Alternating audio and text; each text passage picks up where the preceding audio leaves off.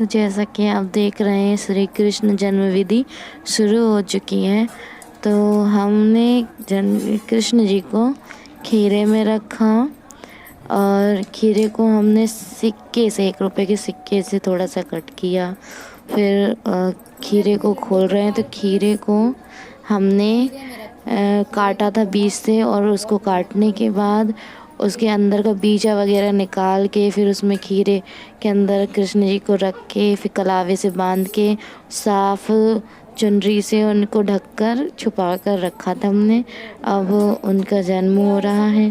जैसे खीरे को हमने काटा था वैसे ही उसको खीरे को हटाकर कृष्ण जी को हम निकालेंगे।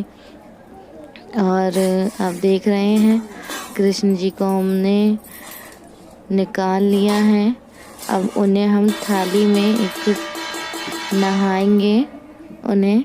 पहले पानी से नहाएंगे। तो खीरे का बहुत महत्व होता है। जन्माष्टमी पर खीरे में ही कृष्ण जी को रखा जाता है। तो जैसे आप देख रहे हैं दही से नहला दिया, पानी से पहले नहलाया, फिर दही से नहला दिया है कृष्ण जी को। अब दूध से नहलाएंगे कृष्ण जी को। तो आप देख रहे हैं कृष्ण जी कितने अच्छे लग रहे हैं। अब उन्हें शहद से नहलाएंगे कृष्ण जी को।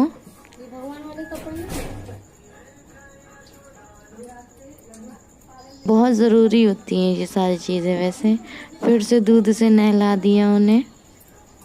अब फिर उन्हें पानी से दोबारा नहलाएंगे। फिर उनको नहलाने के बाद उनको एक साफ रुमाल से कपड़े से उन्हें पोंछकर उनको कपड़े पहनाएंगे। तो जैसे आप देख रहे हैं उन्हें कपड़े पहना दिए। फिर उनके बाल हैं कन्हैया जी के, उनका पूरा श्रृंगार मतलब होगा। अब उनकी पगड़ी लग रही है।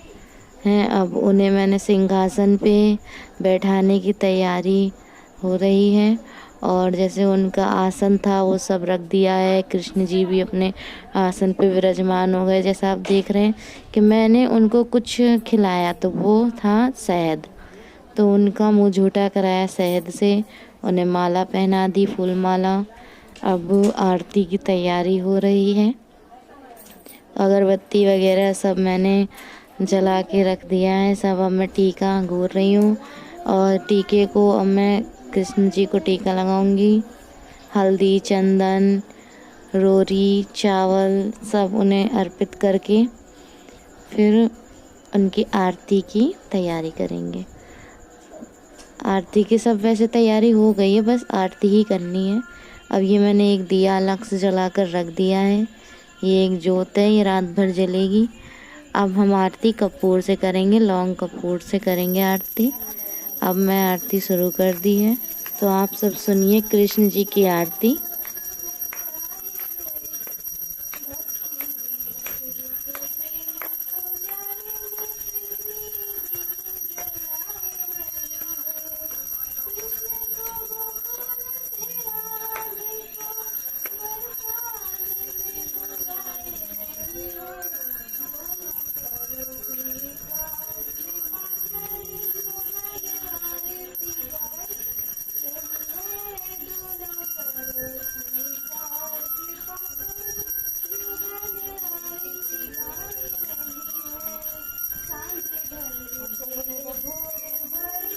वैसे मुझे ज़्यादा आरती नहीं आती है।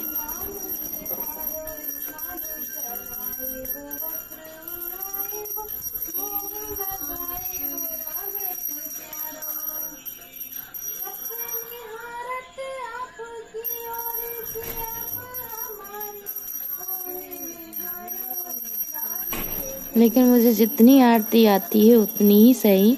और आरती का बस महत्व ये होता है कि हम भगवान जी को बताना चाहते हैं कि हम आपसे कुछ कह रहे हैं।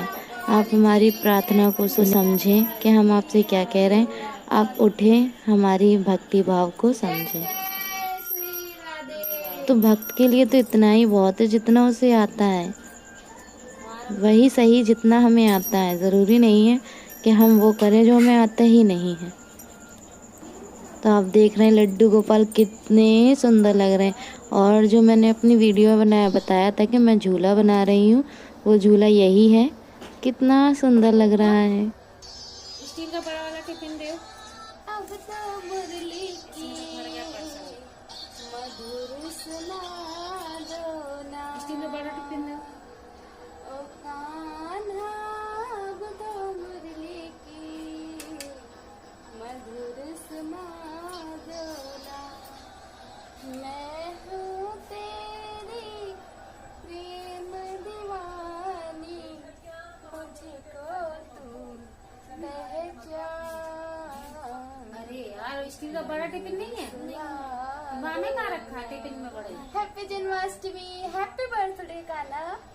एक भक्त अपने भगवान से क्या कह रही थी, सुना आप सभी ने? इतना वेट करवा रहे थे। देखिए ये सुंदर सी झांकी, ये हमारे लड्डू गोपाल बैठ चुके हैं। बर्थडे सेलिब्रेट हमने कर लिया है। कितने अच्छे लग रहे हैं ना, क्यूट क्यूट से। एक भक्त के लिए अपने भगवान के प्रति भक्ति भाव होना बहुत जरूरी होता है।